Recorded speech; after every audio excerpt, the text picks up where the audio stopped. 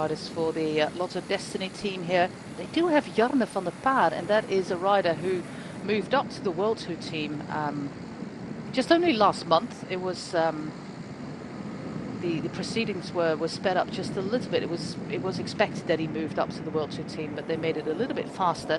And then on his first race day, he already was on the podium in Mallorca. Good sprinter, Jarne van der Paar, but not represented in this first group, where it's especially AG2R driving this little breakaway of 6 or 7 riders. Yeah, I mean, they are committing to this one. You know, they're not happy about that motorbike not being able to stay clear, and it just goes to show how much quicker a bike rider will go around the corner than a motorbike, especially a big one like that carrying TV equipment. But they are really pushing on here, and it's clearly possible to put some time into the peloton here, and always certainly put them under pressure. And this was the first of the 2 climbs. We're going to do it again, and then again, and I think that is going to be rather crucial, judging from what we've seen right now. We have another descent, and that basically leads into that final kilometer, Magnus. So it's prime Nielsen Paulus territory. This is the way that he won Grand Prix La Marseillaise as well, attacking on that climb, and he's such a magnificent descender. And that it really comes in handy on these kind of climbs. Well, it definitely does, and they're pushing the limits here now. You see how close they are to the edge of the road on the exit, and just clipping that apex. And it just goes to show how complete a bike rider you have to be these days to be competitive. I must say that I would be rather surprised if we still end up with a bunch sprint. I think this is a very promising group. We do have Nielsen Paulus here. We have Mathieu Burgado there in last position for Total Energie. 2 riders for AG2R represented in this group. 1 for Groupama FDJ and 1 for Arkea Samsic, currently leading, of course. Might actually be Maxime Bouet or Vauquelin. We'll have that confirmed. It is Kevin Vauquelin. And then looking in the background, is there anybody bridging across to this group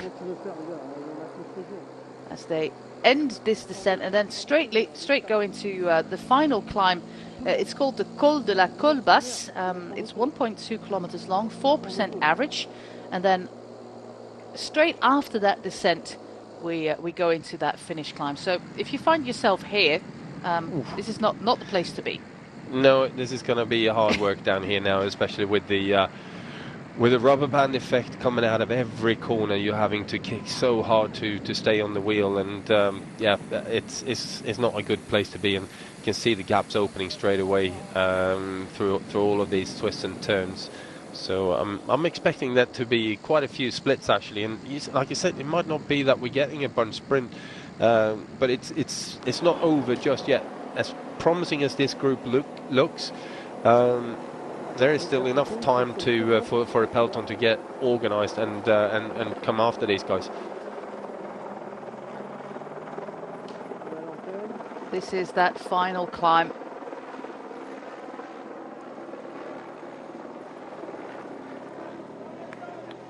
And there's nothing and nobody actually coming from the background. So these 6 riders are within a good shot actually of winning this stage.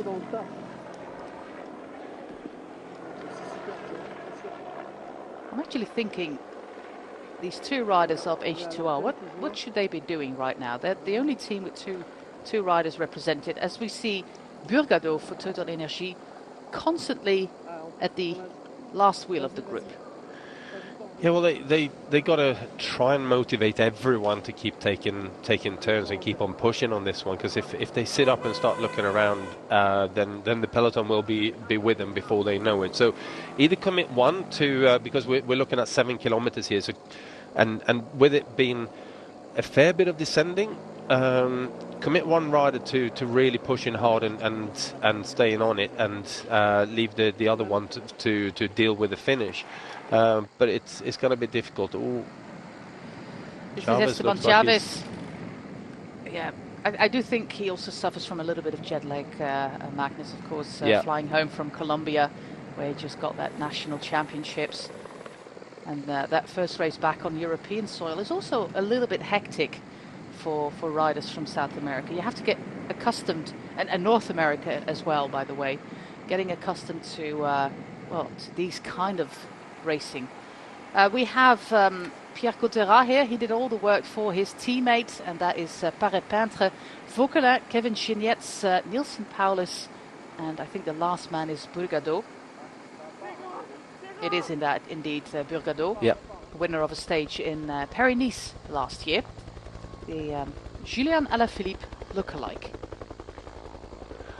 It is a bit, isn't it? But I think he shaved his. I think he has a moustache now, or he shaved it. It's one of the two, but makes for a little bit of a different. Kevin Vauquelin here in the colours of Arkea Samsic with number 44, Aurélien Paré-Peintre. Then the tall figure in the Groupama FDG jersey is former Luxembourg national champion Kevin Gignettes. And then with number 56, of course, the man of the moment, Nielsen Paulus. 4 riders. Let's and Burgado should be there somewhere. It doesn't happen at the back of the peloton, as we are looking at Maxime Jarnet and some of the riders of the Bingle team currently getting dropped from that first group with Aaron van der Beke here.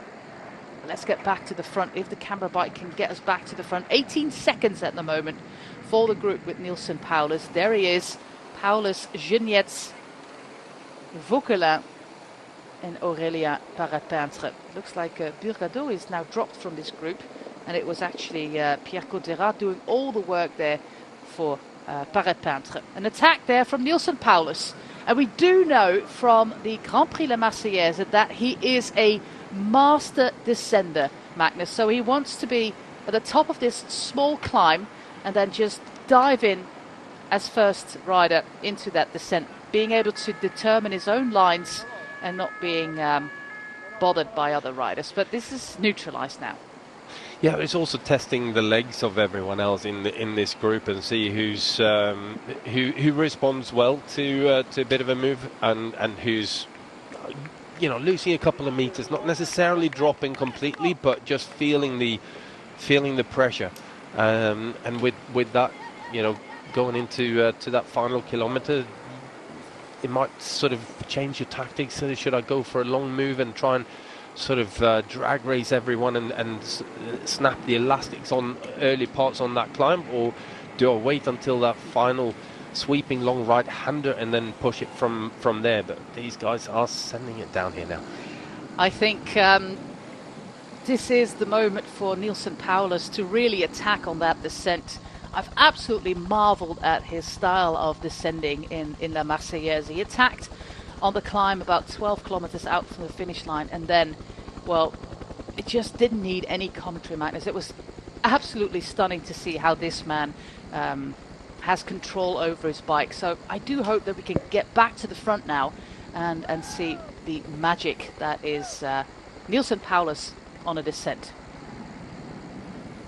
Yeah, I mean, it is just awesome to watch when you got a great descender doing his thing, and especially like this where you can put everyone under pressure and coming into some of these corners, and you can play around a lot with how you do it as well. If you got a good acceleration on you, you can actually just slow it down enough and then just let go of the brakes in the perfect time and accelerate really hard. And even if you're in second or third wheel, you still feel that rubber band effect, and you take a bit of the edge off a few riders again. Gignettes is not happy. He's not wanting to come through here now. He's realised this. I'm going to have to play this from the back and maybe try when we come off this little descent here now.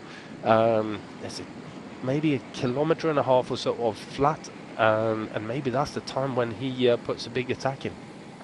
Yeah, Kevin Vauquelin, he's a good time trialist. He was second last year in Tour of Luxembourg. He hasn't got a pro win just yet, but he's on grand form with a 4th place in the general classification in Bessèges, the race that was won by Nielsen Paulus. Also won win in the career of Parepintre, and that was the Grand Prix La Marseillaise 2 years ago. And Kevin Gignac, he's got 3 wins already, but those were all national championships in Luxembourg. So he doesn't have himself a road win just yet in a non-Luxembourg field. No.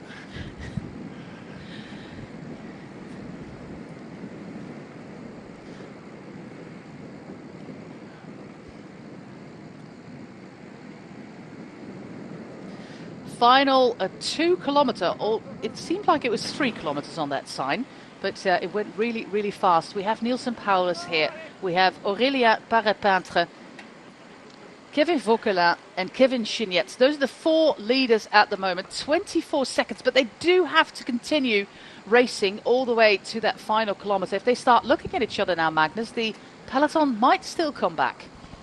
Yeah, they might still do. I mean, the pressure is still on in the peloton here now, with multiple teams wanting to chase, and Trek Segafredo being one of them that's missed out. Cofidis having missed out as well. So yeah, there are enough teams who want to carry on. So they need to keep that pressure on, and not sort of start looking at each other too early. 1.5 kilometres to go as we cruise through the vignettes here in the outskirts of Ramatuelle, all the way on the Mediterranean coast in the south of France. This is the first stage of Tour des Alpes Maritimes et du Var, and another attack by Kevin Vauquelin. We are going towards that final kilometre. Nielsen Paulus really has trouble following that attack. Kevin Gignac can't do it, and Parepintre seems to be in a little bit of trouble as well. Final kilometre for the 21-year-old Kevin Vauquelin. He's actually from Bayeux, famous of course for the tapestry, where we have a lot of medieval history embroidered on a tapestry. He's on the lead, Magnus. Yeah, but I think Paulus is just doing this quite smartly. He's not going full just yet, because it's a kilometre up to the finish line, and if he just goes too hard too early, then he will probably go too deep and not have enough left to go all the way to the line. So he's just judging that effort to slowly bring him back. He is, of course, a smart bike racer. Aurélien Parepintre is absolutely not going to win the bike race. And Kevin Gignac is not really working along with Nielsen Paulus, who tries to sneak towards our leader, Kevin Vauquelin.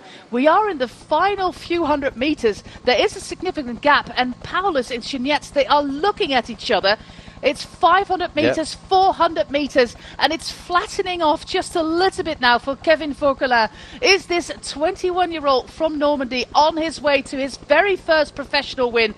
It does look like it. He had a fantastic, solid start to the season with a 4th place in the general classification of Étoile de Bessèges. He's one of those promising talents from France at the moment. 2nd last year in Luxembourg when he was just 20 years old.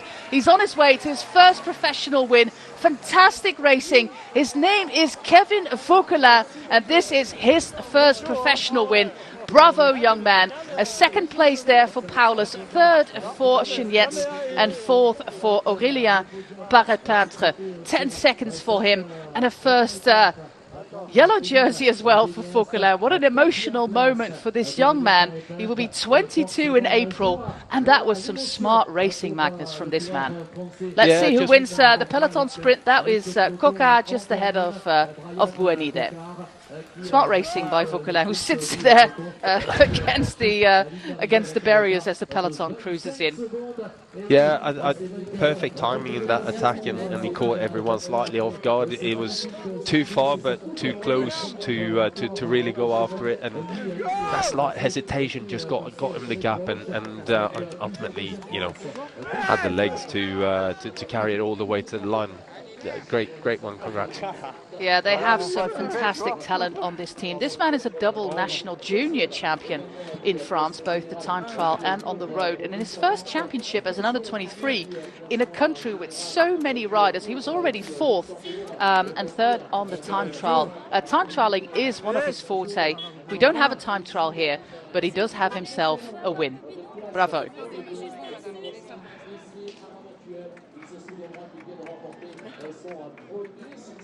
Second win of the season for Arkea Samsic. Jente Biermans won the new one-day race in Oman, the Muscat Classic.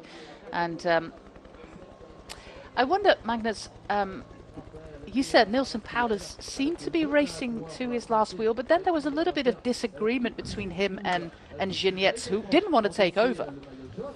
No, Genius definitely didn't want to do a turn, but I think ultimately the timing of the attack was perfect, and it put Paulus under pressure. It looked like he was slowly sort of edging closer to that wheel, but you know, sometimes you just don't have the legs. And of course, yeah, with Paulus' form, it also means that people are looking at him to do the job. Yeah, no doubt. But I always love seeing a young pro take his first win. Last weekend with Ben Turner, now with this man, Vauquelin, who's been close so many times in recent years, and one of these promising youngsters on Arkea, who have a really, of course, they lost Nairo Quintana and all those points that he has, but they have really great young riders. Louis Barret is one of the other ones, Vauquelin, Grondin, and of course this man. So yeah, great win in this rather lovely town of Ramatuelle.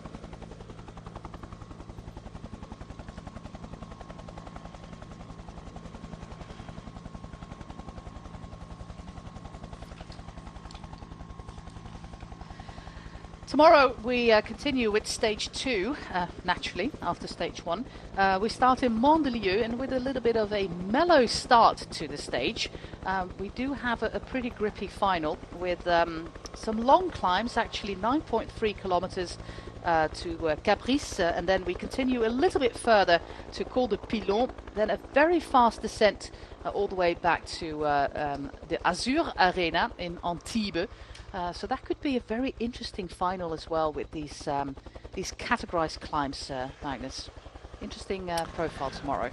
It is, especially the final of it.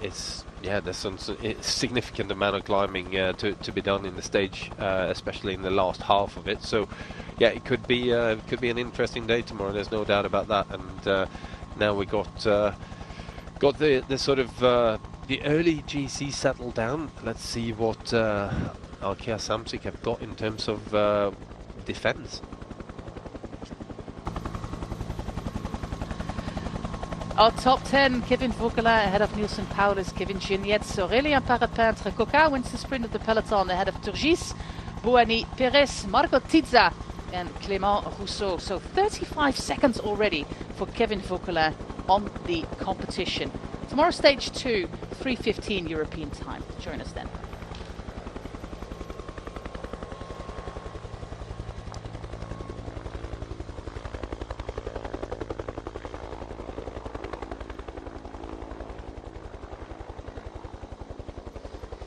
We're going to watch, going to wait for the podiums now.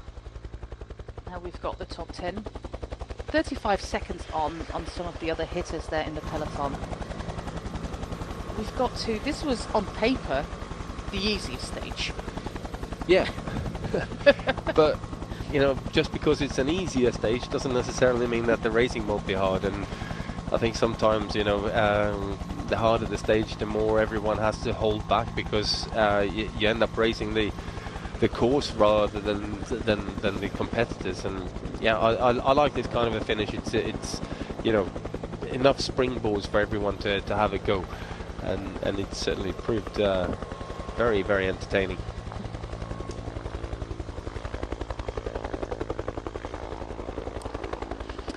This is the general classification, and a healthy lead already on the competition for Vauquelin.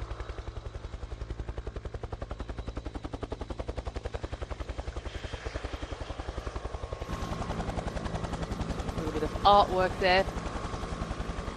It's not exactly Copenhagen, but it is pretty. She does have legs, contrary to the mermaid, of course, Yeah. Copenhagen. But I love it. Especially with the seagull on top of it. But look at that, that's a splendid piece of sculpting. That is gorgeous. This is the attack by Mathieu Burgado. We saw Genietz reacting, and this is exactly what we said You have to be at the front of the peloton to be able to counter these kind of things. But this attack by Burgado really took out so much out of him that he was also the first guy to get dropped from the breakaway. AG2R had 2 riders in that first group with Pierre Gautera doing a lot of work there for Aurélien Parapintre. He also got dropped from that group, Gautera, meaning we were left with 4. Great work here by the youngster, the neo-pro Gautera, doing the work there for Parapintre. 2 brothers on that team, by the way, and this is the older of the 2. Valentin is also part of the team. And then we're down to 4. Nielsen Paulus really tried the attack here on that climb to be the first one going into the descent. But yeah, Parapintre was really glued to the wheel. And then, yeah, Nielsen Paulus hoped that the others would also do some work. But if you have won the amount of bike races that Paulus has in the south of France in recent weeks, of course everybody's going to look at you to do the work. And then this one attack under the Flamme Rouge by Kevin Vauquelin, a little bit of hesitation there by Genietz and by Paulus, and I think Parapintre just had nothing left in the tank to do anything by now. I don't think there were any tactical mistakes. This man was just the smartest and the strongest. Yeah, so attacks usually come down to just pure timing, and especially when you're this deep into the race, and it's been hard as hard as it has been, then that timing to just get the gap and make everyone think about chasing it down, and that can be enough to carry it all the way to the line.